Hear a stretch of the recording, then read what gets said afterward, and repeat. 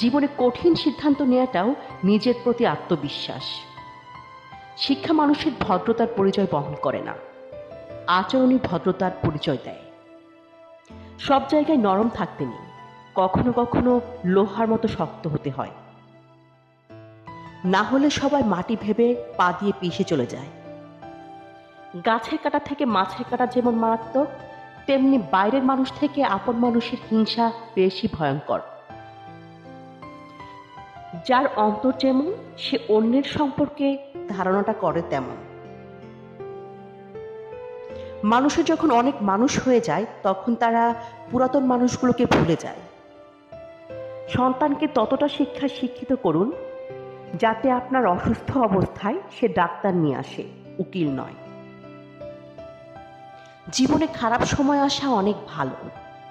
খারাপ সময় না আসলে কখনো মুখোশ পরা বেঈমান মানুষগুলোকে চেনা যায় না। মেনে নিলে তুমি ভালো, আর না মানলে তুমি খারাপ। মুখ বুজে সহ্য করলে তুমি ভদ্র, আর মুখের উপর জবাব দিলেই তুমি বেয়াদব।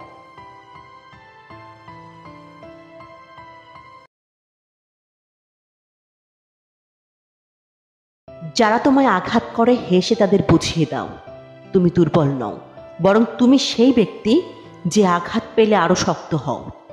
যত মানুষ চিনতে শিখে যাবেন, তত একা বাঁচার ইচ্ছে বেড়ে যাবে, আর বুঝতে শিখবেন একাকিত্ব কখনো বেইমানি করে না। অভিযোগ নয়, অভিজ্ঞতা থেকে বলছি। নিজের জায়গায় দাঁড়িয়ে কখনো অন্যের পরিস্থিতি বোঝা যায় না। জীবনে কঠিন সিদ্ধান্ত নেওয়াটাও নিজের প্রতি আত্মবিশ্বাস।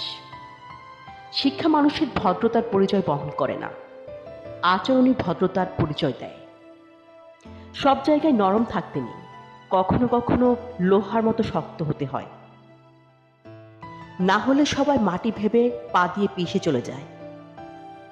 গাছের কাঁটা থেকে মাছের কাঁটা যেমন মারাত্মক, তেমনি বাইরের মানুষ থেকে আপন মানুষের হিংসা বেশি ভয়ঙ্কর। যার অন্তর যেমন, সে অন্যের সম্পর্কে ধারণাটা করে তেমন। মানুষের যখন অনেক মানুষ হয়ে যায়, তখন তারা পুরাতন মানুষগুলোকে ভুলে যায়। সন্তানকে ততটা শিক্ষায় শিক্ষিত করুন যাতে আপনার অসুস্থ অবস্থায় সে ডাক্তার নিয়ে আসে, উকিল নয়। জীবনে খারাপ সময় আসা অনেক ভালো। খারাপ সময় না আসলে কখনো মুখোশ পরা বেঈমান মানুষগুলোকে চেনা যায় না।